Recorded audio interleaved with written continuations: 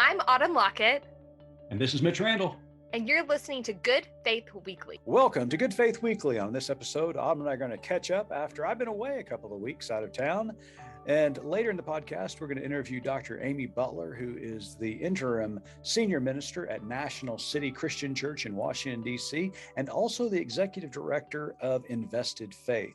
Autumn and I, before we interview Amy, are going to talk about what's going on in the Republican Party, talk about what's going on with the attack of public schools, and this lovely week that I've been spending in the Black Mountains of North Carolina with children, youth, and college ministers. It's been a glorious week. I can't wait to tell you about. So stay tuned. It's a great episode. Let's get back in the water. I'm Reverend Starlette Thomas, and I'm inviting you to join me in the water. Well, it's a virtual gathering, too. The Raceless Gospel Initiative at Good Faith Media will host its first webinar, introducing the Raceless Gospel, on February 24th at 12 p.m. Central and 1 p.m. Eastern. We'll go down in the water of baptism, where we are invited to examine ourselves as members of Christ's body and to question why these color-coded labels stick to our skin. The webinar will be a safe space for you and for me, for all working to reconcile the North American Church's history with race. It is also for those ready to embody a countercultural narrative that challenges the continued segregation of sacred space. I look forward to seeing you and to diving into this much-needed work. May our time together have rippling effects. The event is free. Please register at goodfaithmedia.org. Autumn, how are you doing? It's been a long time, girl. It has been. I feel like I'm trying to hold the fort down, and every time I look up, you're in a different time zone. What's going on? I have been on the road. I've actually, I think, put my head down on my own pillow back in the 405 only one time in the last 2 weeks. It's been a crazy last couple of weeks, but it's been good, Autumn. I started 2 weeks ago flying down to the U.S.-Texas border in the Valley of Texas. Landed in Harlingen, Texas. Johnny Pierce and I, a colleague of ours, went down there to get firsthand stories from local pastors who live and minister along the border, as well as Mexican pastors who are ministering to migrants on the other side of the border. And Wow. it was an incredible, incredible time. Uh, just, I mean, they're just saints down there, to be quite honest with you. They're closer to God than we'll ever think about being. Right. Well, you just think about everything that all of us have been in, even our like normal homes where we know where we're going to lay our heads down at night. These past 2 years have been excruciating and just Mhm. so many unknowns. And then you go to a place geographically that is always sort of in the air, and you add this like extra uncertainty on it. What's going on down there? What's it like? I know you want to save some of it for our storytelling in the Yeah, future. just to let listeners know, we are planning on dedicating our next issue of Nurturing Faith Journal completely to migrants and the immigration situation down at the border. We've also got some video content of stories from the local pastors, as well as, Autumn, we interviewed a couple of migrants who made their way from Central America all the way to the border, and their stories are heartbreaking. And you're going to get to hear those in a few months. And then we're going to play some of the content here at Good Faith Weekly as well. So got a lot coming down the road, so stay tuned for that. But it's a remarkable scene. You hear so much in the secular media and news outlets about the crisis at the border. And I do not downplay the crisis at the border, but probably a better way to categorize that would be more chaos at the border. And a lot of that has to do with the policy of the United States continually changing, not only in recent years, but throughout decades, Yeah. of how the United States welcomes or rejects migrants from around the world. And the meta narrative that has played out in our discoveries has been, especially in Central America, how US foreign policy propped up many of these governments and instilled and supported a lot of these leaders who have turned into dictators trying to fight communism back in the day. Well, now because of corruption, uh, it's not a good place to live. And then on top of that, the cocaine appetite of white collar America have brought over drugs through Mexico at an alarming rate. And Mhm. let's not mince words here.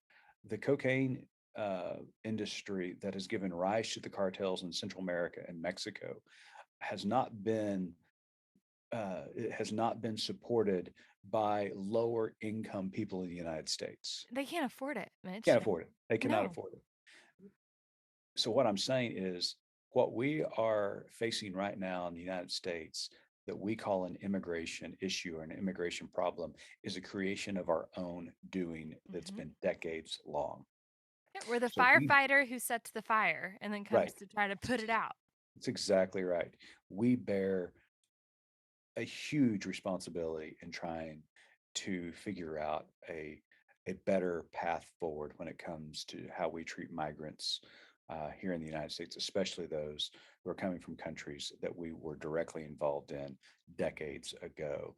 But right now, there's no political incentive for politicians to fix the problem Mm. because they are making money on it, their supporters are making money on it, and they just simply don't care about what's happening to those people who are fearing for their lives at the border. So, yes, it's a crisis, but it's also chaos. We've got to figure out a better way forward. And so, we look forward in the upcoming months telling our listeners about what's going on and that you get to hear from these brave men and women who have traveled such a long distance just so that their family is not killed back in their home country and they can live safely in a new environment, Mhm. only to be met by the stiff arm of US policies. And then also the brave men and women who are caring for these migrants Mm. all along the border. They are remarkable individuals. So we really look forward to bringing all that information to you in the coming months. So it was a life changing trip. I feel like I say that a lot, Autumn, because we go into some of the most difficult places. But this certainly was. It was really eye opening for me. I'm so glad that you and Johnny both were able to go down and, work with our friends at Fellowship Southwest and our partner churches down there, and really get to see for yourself and hear the stories because these folks who are victims of the violence in their countries, they have more to tell as well. So I'm excited to be a Yeah. part of that. And the church needs to be leading by Hmm. example Yep. as well as vocalizing and advocating for a change in policy. Because as Zach Dawes reported this week on Thursday in his reaction and response piece that was released, it is hard to believe, but those who are most opposed to asylum seekers and immigrants entering the country are white evangelicals. It's just mind blowing. They have to totally reject the words and teachings of Jesus to come to that conclusion. And it's maddening, it's frustrating, it's angering. But what we saw on the border were Hispanic, Latinas constantly, because of their faith, reaching out to migrants, caring for them and loving them and helping them find a safe place to live. So while white evangelicalism is rejecting migrants, there is a large populace who's not white evangelical who are doing incredible things down at the border. So I just wanted to say that. Yeah, I think that's important to say. Well, speaking of crazy, Autumn, another crazy article came out this last couple of weeks I want to talk about. And that is a continued attack on our public schools. Now, I know you're going to have a big sigh, and I'm going to have a big sigh because we got to talk about our home state of Oklahoma. Anytime we're in the news, it's not good news, Mitch. Every time it's like, oh gosh, what do we do now? And you're Uh, hoping it's an Onion article, and it never is. it never, never, never, never is. Well, believe it or not, our state senator, Autumn, Don't say his name. I'm gonna have I, to hiss if you say it. You and I chatted with him when they were treating our public school teachers so poorly, and he was awful. I know, I know. Let's just say the senator who shall be left unnamed. How's that? Okay, I like that. Yes. He has proposed a bill in the state of Oklahoma called Students' Religious Belief Protection Act. And this law, if it is passed and signed by the governor, allows parents to sue local school systems and teachers if they teach something against the religious belief of the student. Hmm. Now, they don't What define what that I is. was gonna say, and what religion is that?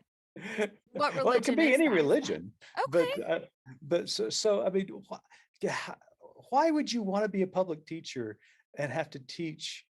Because what if you teach the theory of evolution and you have a creationist in your, which we live in Oklahoma. There's a lot of You creationists. can't throw a rock without hitting one.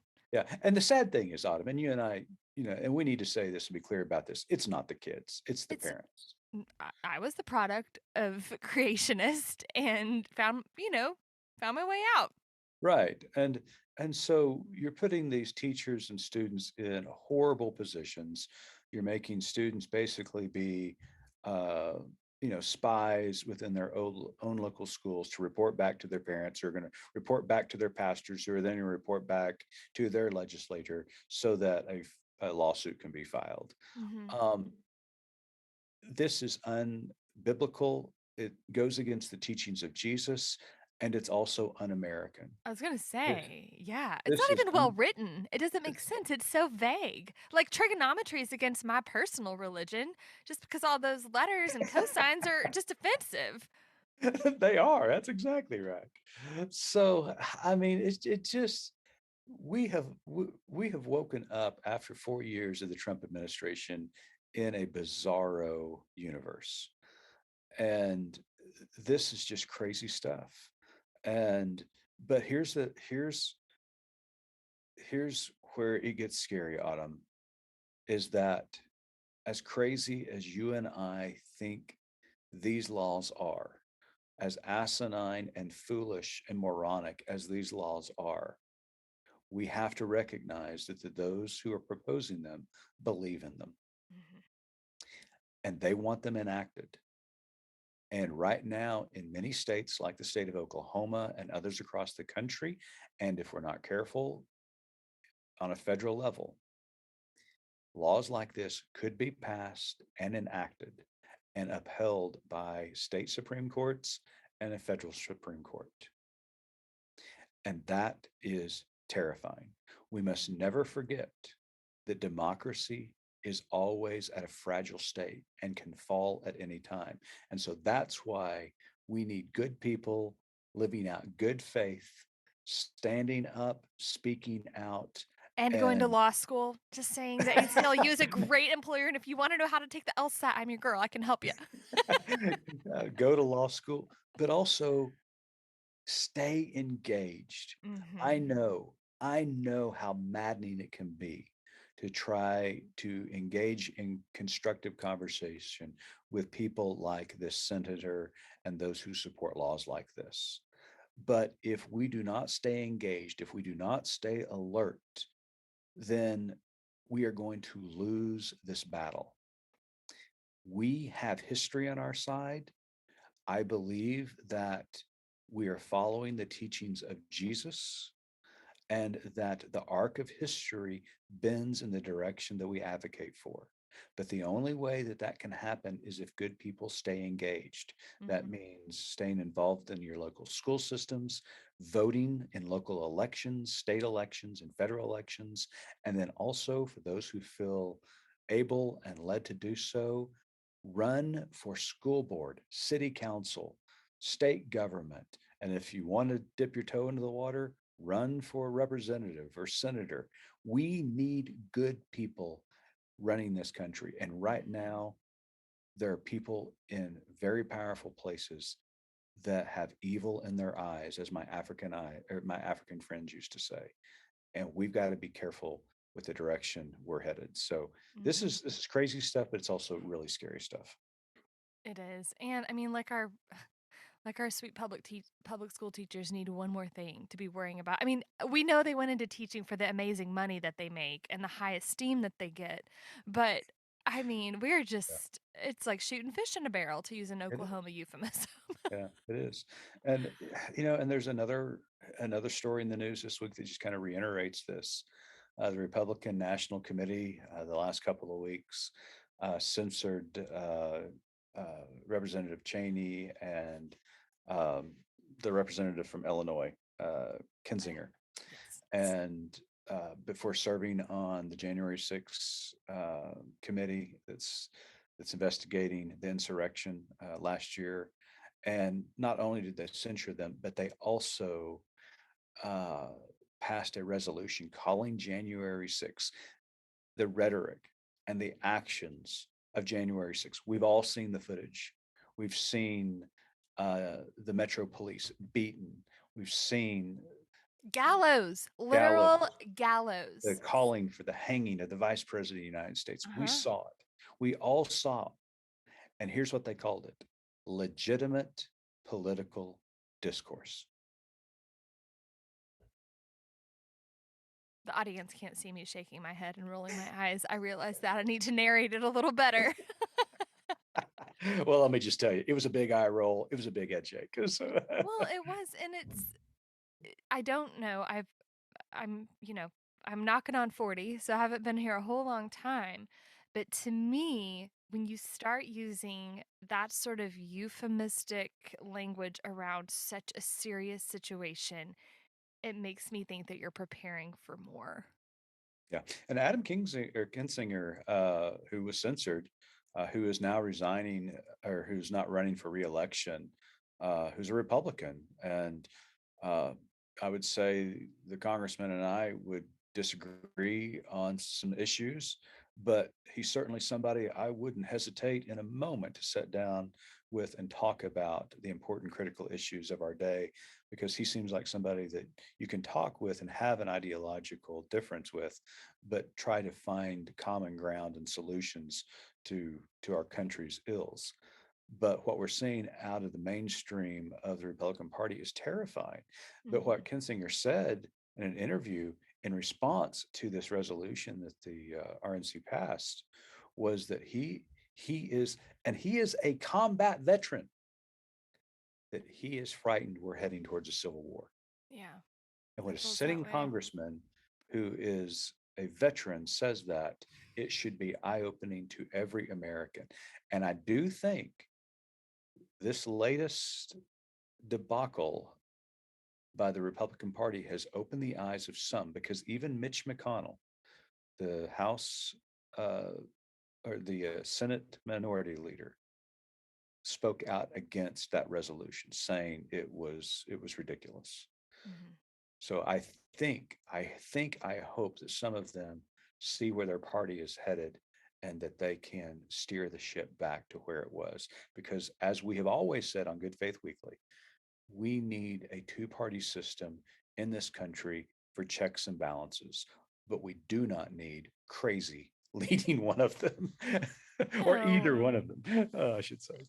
no, we don't. And I don't know. I just am picturing that scene in Forrest Gump where he's a little boy and he gets on the school bus and everyone's like, "You can't sit here. You can't sit here." And I will say that there have been times in my life when that was sort of my attitude toward the other aisle, the side of the aisle. Here's me. I'm going to be Jen A for a minute and say to anyone um, in the Republican Party who is willing to have civil discourse about any of this and is willing to stand on the right side of history with us, that you can absolutely sit with me. There you heard it, folks, right here at Good Faith Weekly. Autumn is dusting the seat off next to her, and you can That's sit right. beside her on the bus. I set my So. jacket down so that sunny leather seat won't even scorch your legs.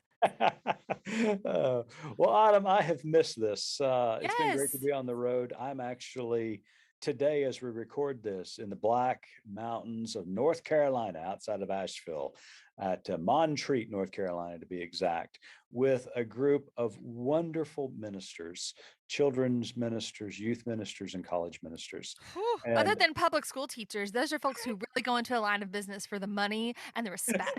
that's exactly right. That's exactly right. I've got so much admiration for all of our clergy, and I've spoke so highly of what our senior pastors have gone through the last 2 years. But this week, I have heard some stories that will make your toes curl. I cannot imagine what it was like to be a children's minister, youth minister, college minister during this pandemic, during an insurrection, a political or a presidential election, a social uprising with Public social, health nightmare. I mean, all of it. Um, I am going to be submitting all of their names this week for sainthood. I don't know Uh-huh. if Baptists have such a thing, but I'm going to be submitting all of their names because they're just an incredible group of ministers, and we're going to be telling their story next week. We've been taking some interviews and video this week of their gathering here at Montreat, and it's been really a really good week, and I've really enjoyed my time with them. So, well, speaking of good times, Autumn, you and I sat down with one of my heroes this week, Dr. Amy Butler, who is the interim senior minister at National City Christian Church in Washington, D.C., as well as the executive director of Invested Faith. Dr. Butler has been a strong voice and advocate for a social gospel and inclusive gospel throughout her career. Again, she's one of my heroes. I respect her so much. And she has launched this new ministry in the last 2 years called Invested Faith. She is a futurist. She looks at the future of the church and the direction of the church. And this ministry is really innovative and really creative from the standpoint that it is allowing churches an opportunity to die with dignity, but Mm. allow their passion for the gospel to continue through a new alliteration of the gospel. And so it's a beautiful ministry, and Amy shares it and talks about it in a very unique way. And so it's a great interview. So I don't know about you, Autumn, but I've got a big crush on Amy Butler. So I can't wait to share the interview with everybody. Same, and I think she'd be all right with that. I agree. I agree. So stay tuned. Our interview with Amy Butler is up next. I'm Starlette Thomas, and I invite you to join us for Good Faith Stories. It's a new podcast series from Good Faith Media. In each episode of Good Faith Stories, we'll bring you a collection of different stories tied to a theme. Unique and true stories as told by the people who live them. Each story is short, 6 or 7 minutes, with a little mood music. Listen to Good Faith Stories wherever you get your podcasts, and find us online at goodfaithmedia.org.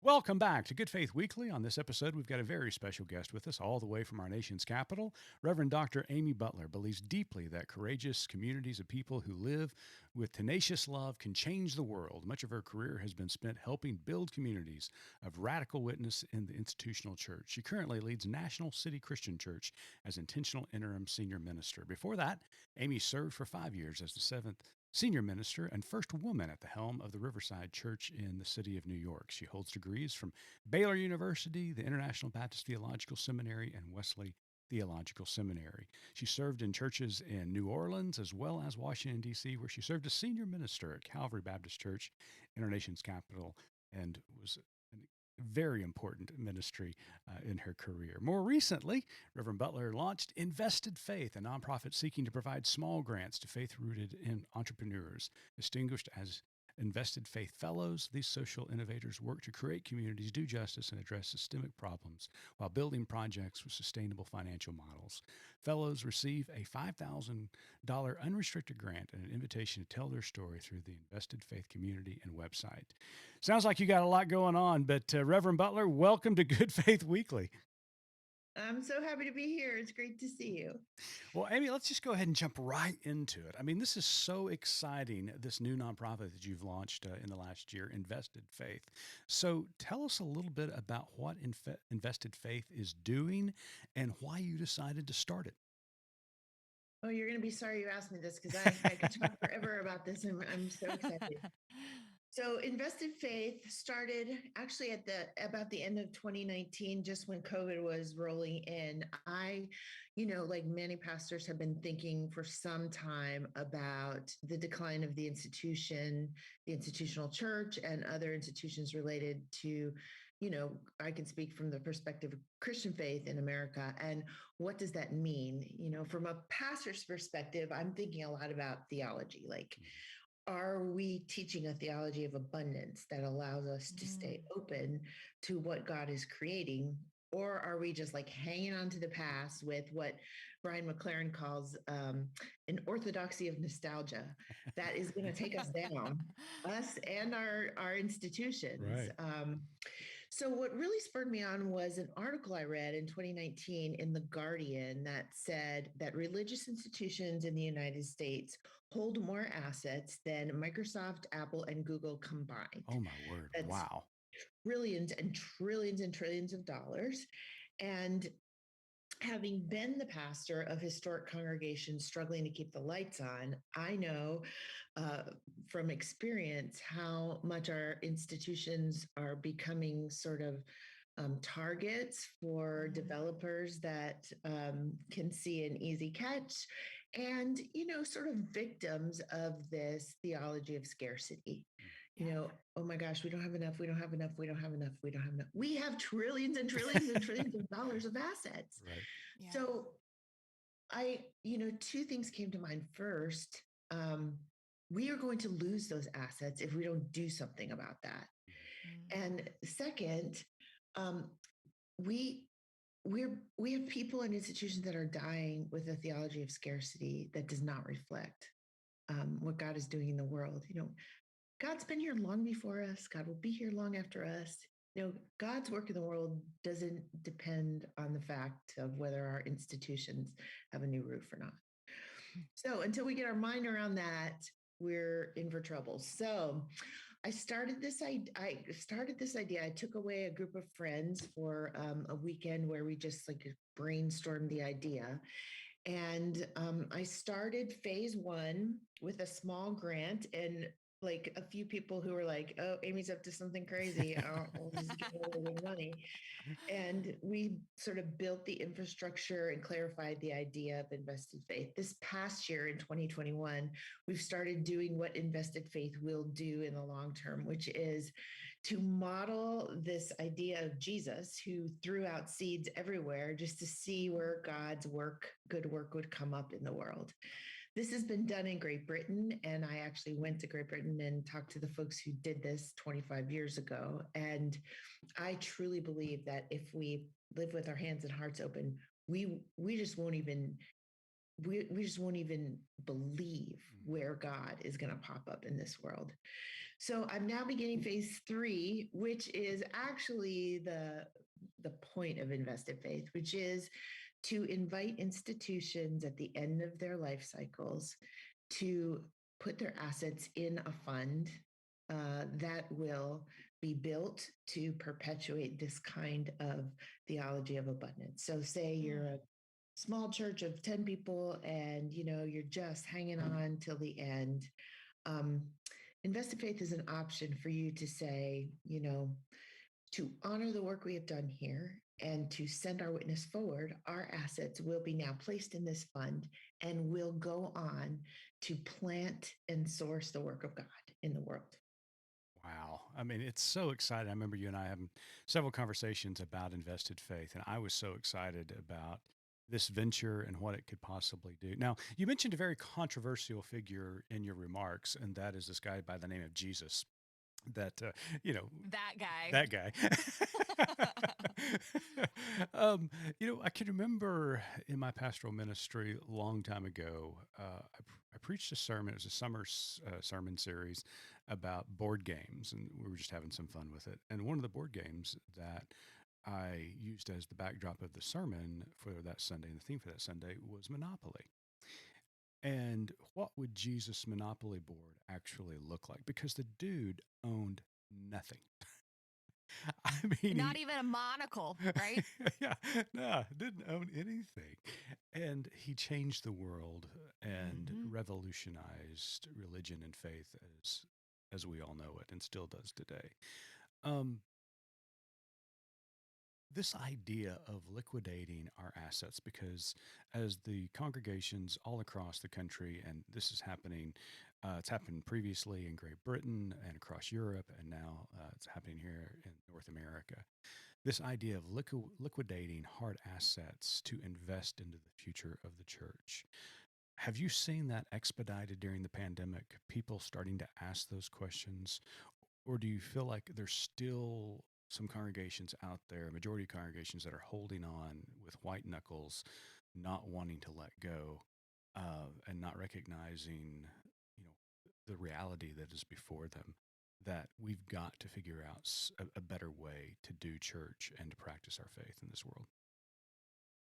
Yeah, I mean it's largely regional, right? So what's happening up north is happening more quickly than what's happening down south, just because of social structures.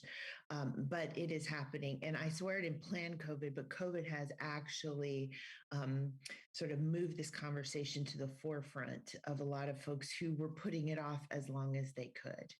Um, I have been soundly criticized by many of my colleagues in this field of work because there is a large group of people who are working hard to help churches reimagine their witness, which is a wonderful, wonderful kind of work. You know, like we're opening a grocery store, we're starting a coffee bar, whatever it is that churches can do. Invested Faith is directly serving those churches and institutions that cannot do that. Yeah. And there are many, many, many, as you say, only advanced now by COVID. I've been not so fondly named in some circles the death doula. Um, just Oh. to say, like, let's talk about what's really happening. Mm-hmm. And I always think, like, it is the central story of our faith, death and resurrection. Right. So we don't have to be afraid of death. God's got this. If Mm-hmm. we just live with our hands and hearts open just to see where God is going to show up, Mm-hmm. um, that's much more exciting than having church council meetings about fixing the roof. Yeah, Well, that sort of makes me think if we took the medical field and we had physical therapists who are mad at hospice workers because they help someone go, with respect into death in a safe place where they have peace. Like, there's a need for both. We can have there's Yes. a place for both. Absolutely. Absolutely. But we have, because American Christianity is so enmeshed with American culture, we have seen the Yeah. death of our institutions as abject failure. Mm-hmm. And I'm just saying that Mm-hmm. that's not the case. Like, No. that's not the case. And No. with this question, I don't want to get you in trouble, Amy, but I think it's an important question to ask. Not only you, but every church in America needs to be asking this question. And that is, what is our true religion? Is it American Western capitalism, or is it faith in Jesus Christ? Again, somebody who didn't own anything yet changed the world. And I love this idea of revisioning ministry. And I take my hat off to all these churches that are being creative and doing that. But my question is, are we just are we being creative and innovative for the sake of maintaining the status quo? In a lot of cases, yes. I mean, the irony well, first of all, let's address the issue of me getting in trouble. Mitch, I always get in trouble. I I feel like We are going to be friends. Mm-hmm. if Yup. anybody who says they're following Jesus doesn't get in trouble regularly, they're probably following someone else. There you go. The gospel is truly offensive, and I think the church's work is to make us uncomfortable, and that has not served me well institutionally. But I gave my life to this work, and I'm not going to let it go. The irony of this for me is that I've spent my career pastoring large historic institutions with endowments. And I think, like in the case of National City Christian Church, there is a role for these churches with great platforms and resources But that's not like the vast majority of Christian institutions in the United States. And, um, hopefully the message of invested faith will begin to speak to some of those. I don't know if I'm allowed to do this, but one of the most exciting things about invested faith are some of the fellows that we have funded that people don't necessarily think of as traditional church, but Leah Lonsberry in Atlanta, who started a bakery called Just Bakery that only employs new Americans. To me, that's doing the work of Wow, the that's church. amazing. Yeah. There's Lizzie Case in Los Angeles that started a company that makes progressive Christian T-shirts because she was really tired of all the T-shirts that said like Jesus is the reason for the season, and so she is Amen. working in partnership with this amazing group of women in the Philippines who have created this network of income and small businesses that are sustaining families and villages in the Philippines. And you can now buy a T-shirt that says Black Lives Are Sacred. Awesome. Things like that, Yeah. that I think are church in ways we never thought. And so that's what's exciting to me, Amy. And I'm going to ask you to put your kind of futurist hat on right now because everybody has realized, and this is pre-pandemic. And you mentioned, oh, what's his name? You just mentioned his name. Jesus? New kind of Christian. McLaren. McLaren and, Phyllis Tickle, who we lost way too early, have been talking about this incredible shift within Christianity and the church.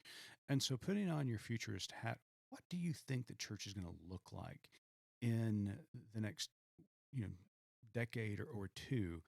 Because the reality is the church is dying in North America. We are declining at a rapid speed. The emerging generations don't want to have anything to do with the institutional church. So, what is church going to look like over the next few decades? Well, I always say that I do not think that church is going anywhere for two reasons. The first is that it's something fundamental about us being human that we have to find a place to ask hard questions about our lives. Like, what does my life mean? Um, what is my purpose in life? And I myself have three millennials. They are 24, 25, and 28. And you cannot tell me that they are not asking these questions. Right. My atheist oldest calls me every Saturday to argue with me about my sermon. So I love that. I know that there are people who are, every human is looking for a place like that. And every human is looking for community. Like we need each other in order to live this life. So in the 20th century of America, that has looked like going to church and sitting in pews and being on committees and doing things like that. We are clear, Mitch, you just said it is not what the church is going to look like moving forward. And I think what scares us so much is that we don't know what the church is going to look like. And that makes us feel uncertain and filled with fear. And when we're filled with fear, we begin to clamp down and we adopt a theology of scarcity. And the sad thing for me about that is it is cutting us off from the work of people like Leah Lonsberry, where God is showing up and things are growing and the church is being the church in the world. And so I think a lot of this hinges on those of us who are resident theologians in congregations. Like, what are we teaching our people? Are we taking a risk to teach this theology of abundance? And then part of it practically, and this is just the truth, is going to come down to how much are we hurting and how desperate are we? Yeah, there you go. Well, I'm really super excited about Invested Faith. How can our listeners get involved if they're sitting in a church with all these assets and thinking, you know what, this sounds like a program that we can buy into to invest and make certain our witness continues doing good work throughout the future? How can they contact you? Well, the short version of this is investedfaith.org is our website.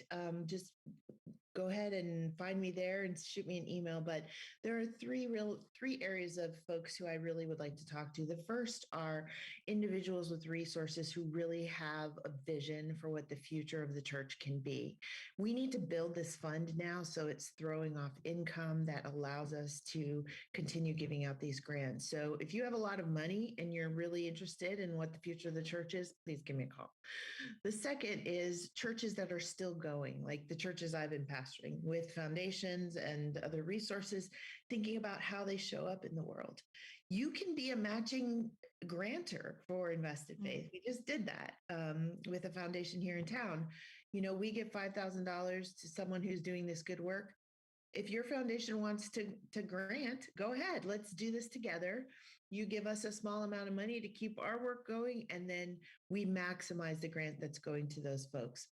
The third is, if you are part of an institution, you're leading an institution that is looking at the end of its life and you need help thinking about how a future that is hopeful can be part of this experience for your people, I can help you. We can help you be a place where you are honoring your past and sending your witness forward. And I'd be delighted to help any leader or leaders work through that. That's great. Well, Amy, we're going to take a break right now, but when we come back, we're going to ask you a little bit about some of these causes that you have been championing for several years in your career, breaking down the patriarchy, LGBTQ inclusion and equality, because you have been one of my heroes for several years now, and I try to aspire to be more like Amy Butler. So when we come back from the break, we want to ask you about that. Wow. Okay. Thanks. I'm Reverend Kendall Ray Rothis, and my latest book is just out. Thy Queendom Come, Breaking Free from the Patriarchy to Save Your Soul. Thy Queendom Come is a feminist reimagining of the kingdom of God. Hierarchy is replaced with a reign of love. Women's voices and stories are valued. Reverence for the divine feminine reemerges from the ashes of its martyrdom. Order your copy of Thy Queendom Come wherever books are sold. Welcome back to Good Faith Weekly, and on this episode, we are rejoined with Reverend Dr. Amy Butler, who is the senior minister at National City Church, Christian Church in Washington, D.C., and we've been talking about her new ministry, Invested Faith. Well, Amy, we've got some other questions that we want to ask you, and I know Autumn is chomping at the bit to ask you this one, so Autumn, take it away. Yes. So, as a mom who's raising both two boys and two girls, it's important to me that I'm raising them in a congregation where women have a voice.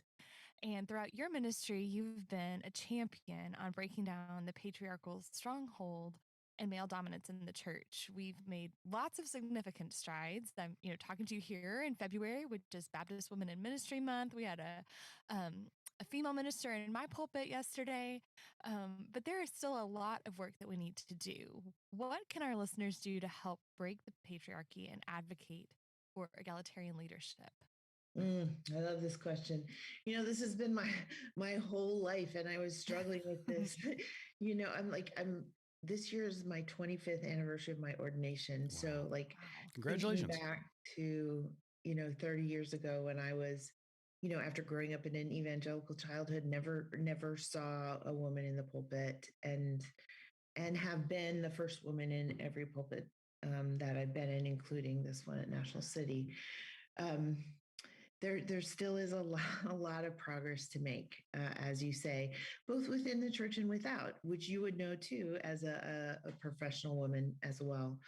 Mhm. I think it's so critical for our kids to see women in these leadership roles. And so what your church is doing, what churches around the country for Baptist Women in Ministry Month are doing is so critically important. I remember when my daughter was 8, she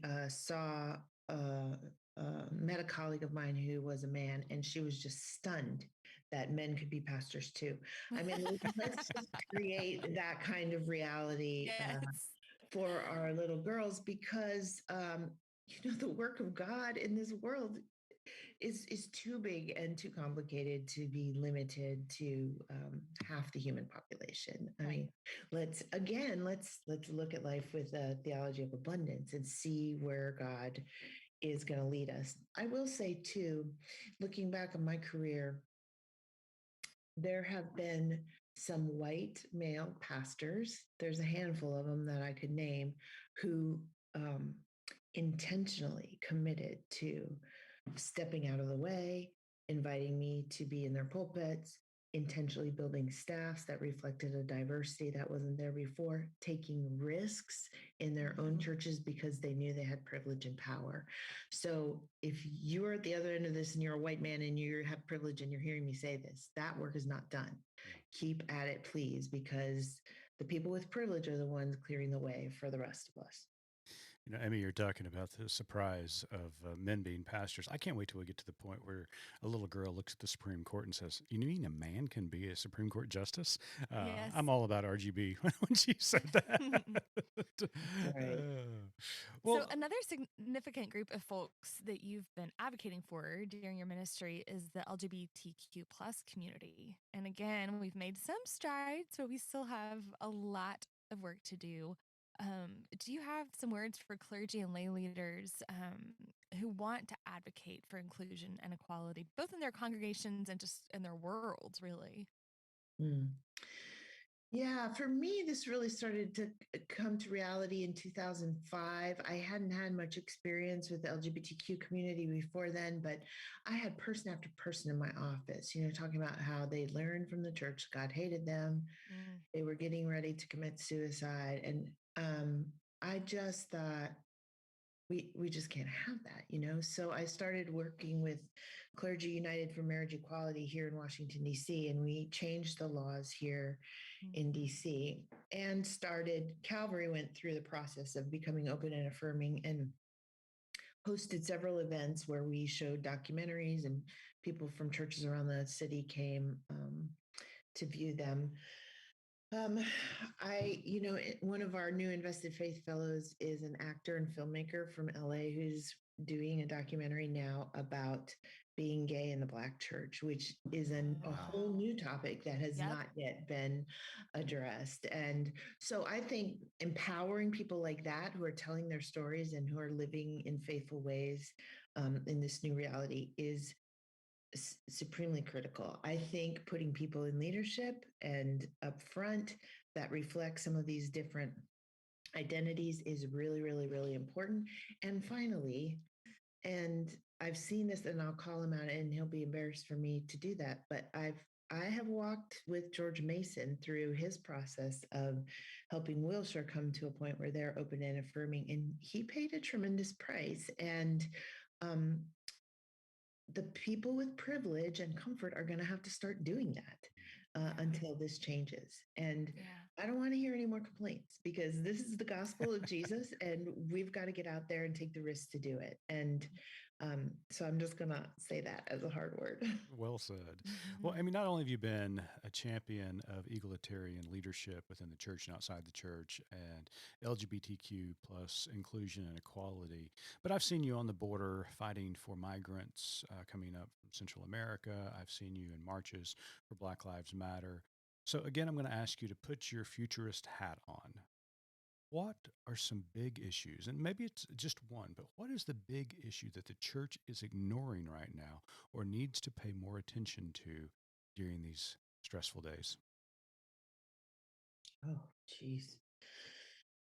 I think the cultural makeup of our country is changing so rapidly that if we do not start building communities that reflect that kind of diversity, we are going to be adding to the problem of pitting ourselves against each other. And that's sort of like a big issue I see coming down the pike. I live in Washington, D.C., and I found that people who do not live in the district don't often feel the urgency around our government that I do.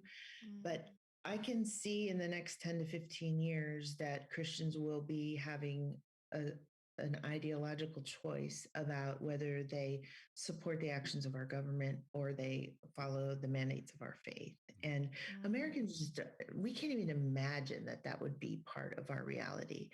But I don't want to be like,